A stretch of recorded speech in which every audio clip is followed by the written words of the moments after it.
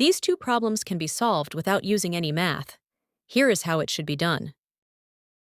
Before we discuss this problem, one must understand a phrase called restoring force in simple harmonic motion, or SHM. I'm not going to explain all of simple harmonic motion, only about the quote, restoring force, unquote, and some examples. This comes because of Hooke's law, which is restoring force is proportional to displacement or angular displacement from the equilibrium, as the case may be.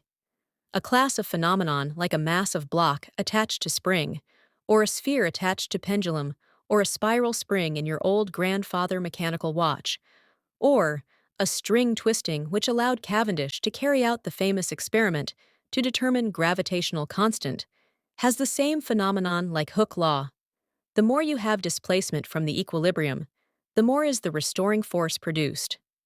Restoring force is the key phrase that you should know. The restoring force is always in direction of the equilibrium point. Now let us look into the problem. Could you now tell what is the right answer to this problem? Here is the answer. The restoring force is in direction of 2 because the equilibrium point is at y, which is vertically down. Force is mass times acceleration. Mass is a scalar quantity, so acceleration is in same direction as force. Hence answer is 2, which the in B. The next problem is very similar, but they ask for direction of acceleration when at y. The answer is very simple.